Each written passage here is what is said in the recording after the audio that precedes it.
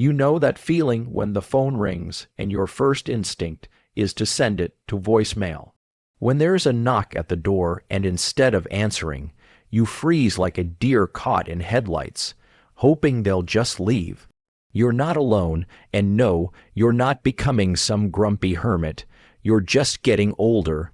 And along with aging comes something most people rarely mention, this quiet, growing desire to be left alone more often. But here's what nobody tells you: that feeling is completely normal. In fact, it might even be good for you. So let's talk about why. Back when you were younger, social interaction was everywhere, at work, at school, through your kids, on the bus, at the grocery store. People were constantly around and you got used to it. You might have even depended on it, but as you age, something shifts. It's not that you dislike people. You just don't need them the same way, not all the time, and that isn't selfish, antisocial, or strange. It's psychology, deep, well-researched, and actually very logical psychology. Reason number one, your tolerance for nonsense plummets to nearly zero. When you're young, you tolerate a lot bad friends, gossip, pointless chit-chat, family drama. The guy who talks about himself for hours without asking you a single question. But as the years pass, your patience for that stuff disappears.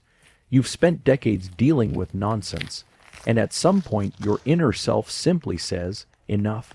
You stop laughing at jokes that aren't funny. You stop entertaining opinions that make no sense.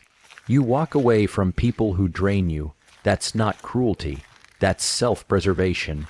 You've learned to spot emotional noise, and you finally give yourself permission to turn it off.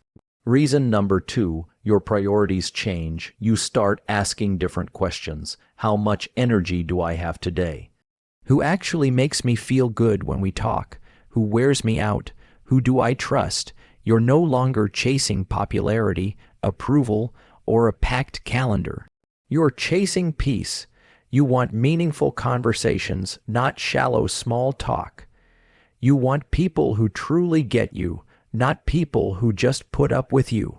And if the right people aren't around, you'd rather sit in silence than force a smile.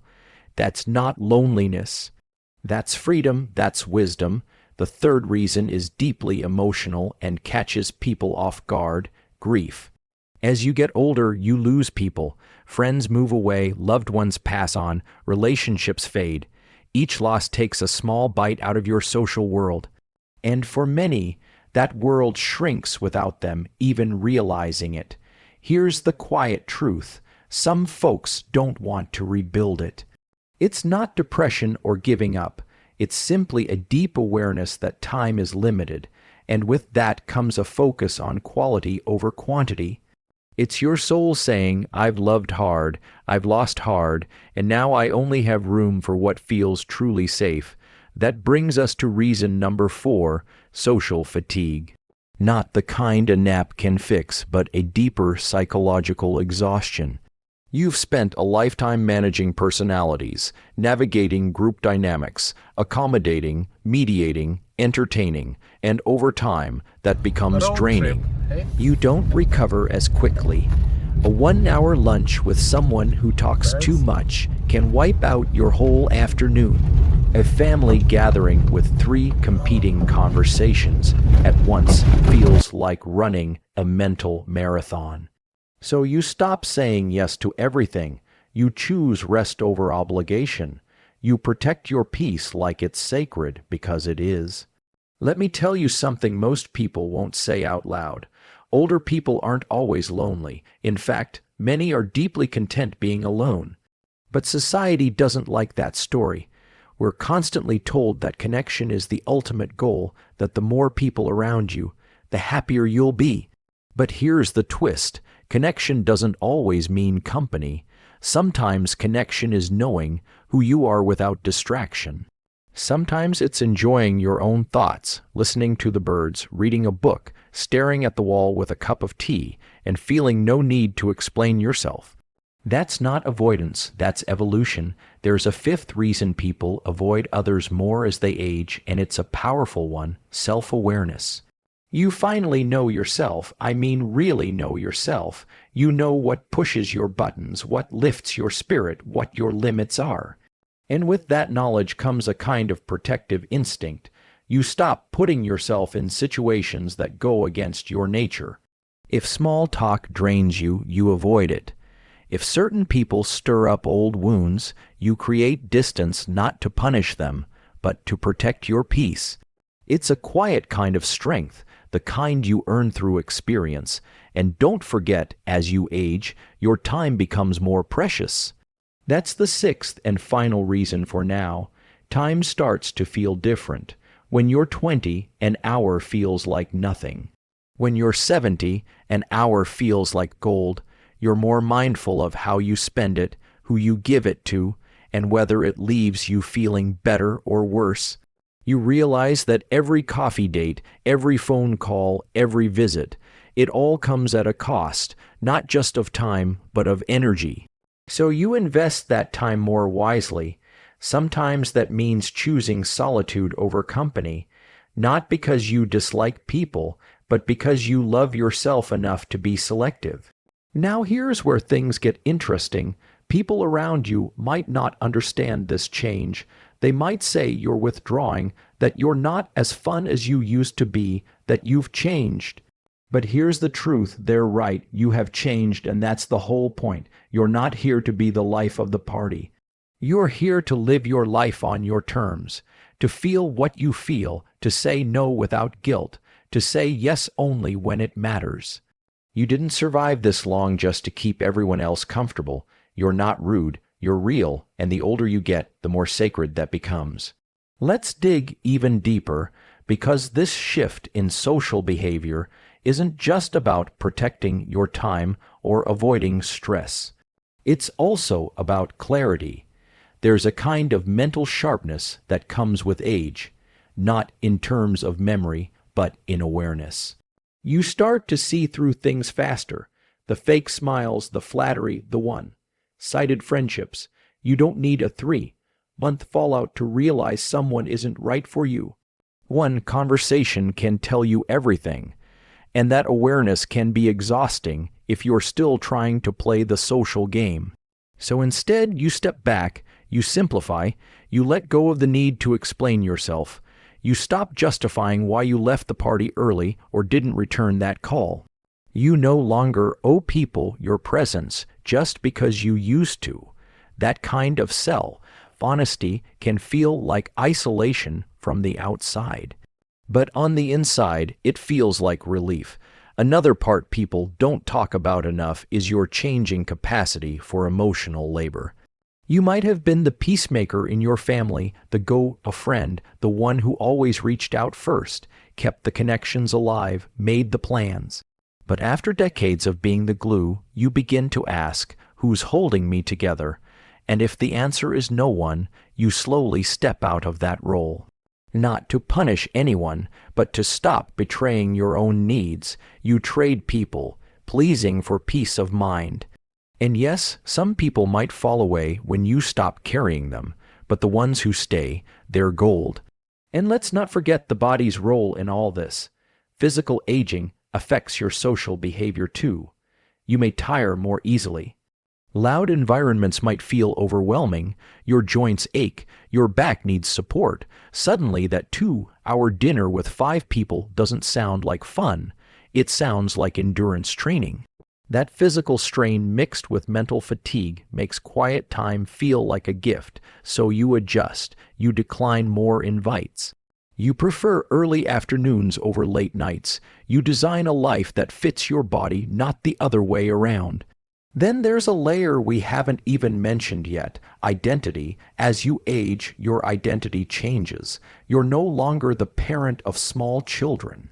You're no longer climbing the career ladder. You've retired, or maybe you've shifted your lifestyle entirely. And with that identity shift comes a social shift. The people you once bonded with, fellow parents, co-workers, younger relatives, may not feel as connected to you anymore. Not because you've done anything wrong, but because your lives no longer mirror each other. You move into different rhythms, and that's okay. You're not meant to hold on to every connection forever. In fact, letting go can be one of the healthiest things you do. Because what you make space for those quiet mornings, the phone call from the one person who truly gets you, the long walk without having to perform for anyone, that's the stuff your soul actually craves now. Less stimulation, more meaning, less noise, more depth. It's not about rejecting people. It's about refining your circle, and that refinement can feel lonely at first, but eventually it becomes a kind of clarity. Some people will never understand this. They'll say, "You used to be so social," or "Why don't you come out anymore?" And you might struggle to answer, because how do you explain 1,000 quiet realizations? How do you summarize decades of growth in one polite sentence? The truth is, you don't owe an explanation, not anymore. You've earned the right to disappear into your own peace without guilt.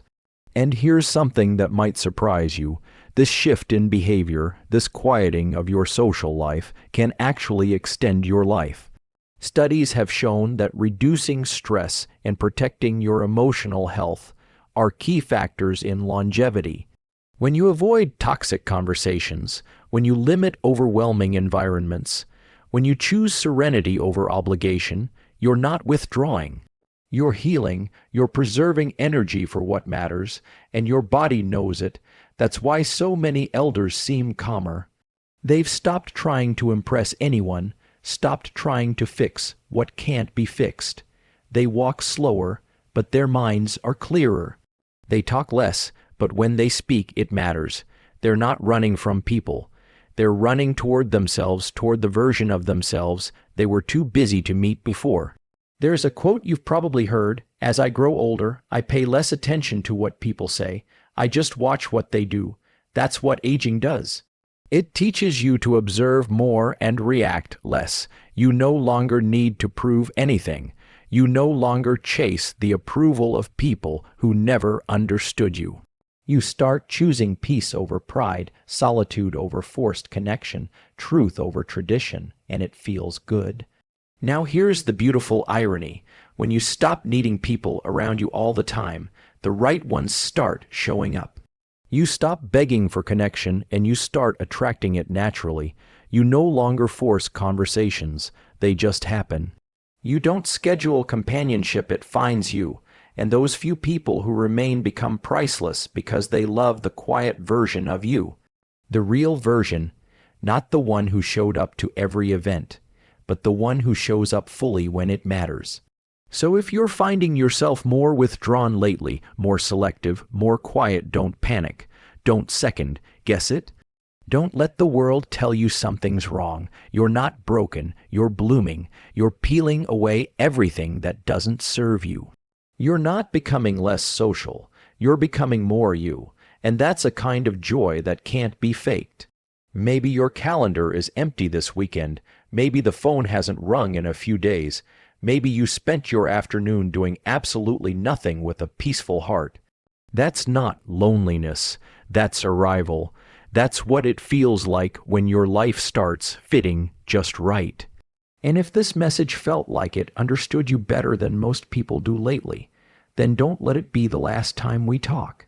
Subscribe to the channel. We're building a quiet little corner here just for folks like you. No noise, no pressure, just real talk, soul, deep stories, and the peace you've earned.